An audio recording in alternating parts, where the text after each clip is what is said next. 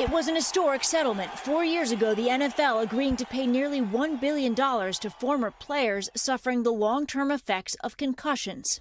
Former defensive lineman Amon Gordon was diagnosed with dementia when he was 33. Just kind of went numb, you know. At the time, we had a 3-year-old son, and I'm thinking, my gosh, is he going to even be around for him when he grows up?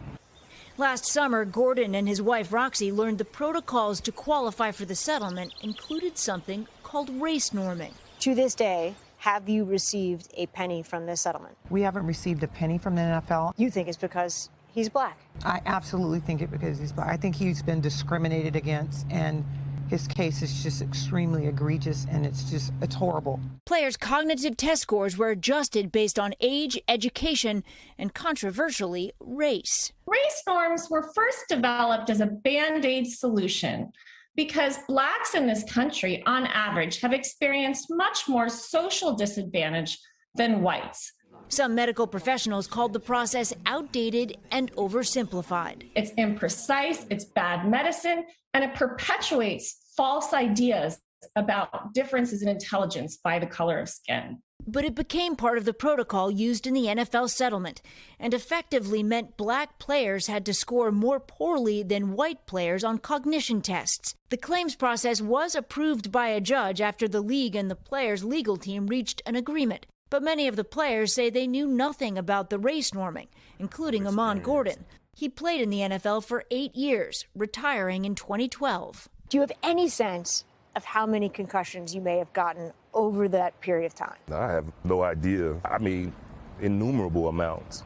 Now he suffers from headaches, anxiety, and panic attacks. It's like imagine your brain being frozen until about noon. If we're lucky. Some days are better than others, of course. Are better than others. Some days noon still doesn't feel normal. At first, they were told Amon qualified to receive part of the settlement, only to have the league appeal the decision. A judge agreed with the NFL, deciding an error was made, but the couple were never told what it was. In the summer of 2020, the Gordons joined tens of thousands of others calling for an end to the race norming. There's a different door for African Americans and a different door for white players. Brain damage is brain damage.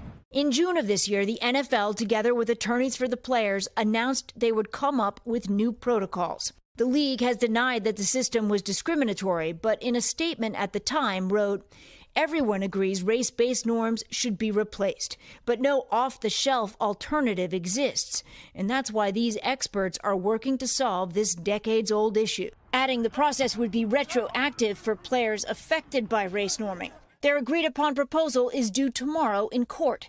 For Amon Gordon and potentially hundreds of others like him, it could mean their cases will be reconsidered. I'm hoping that the NFL will take a look at these people and their families and do what's right. It's time.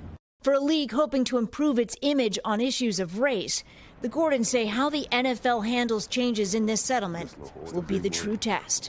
Stephanie Gosk, NBC News, San Diego.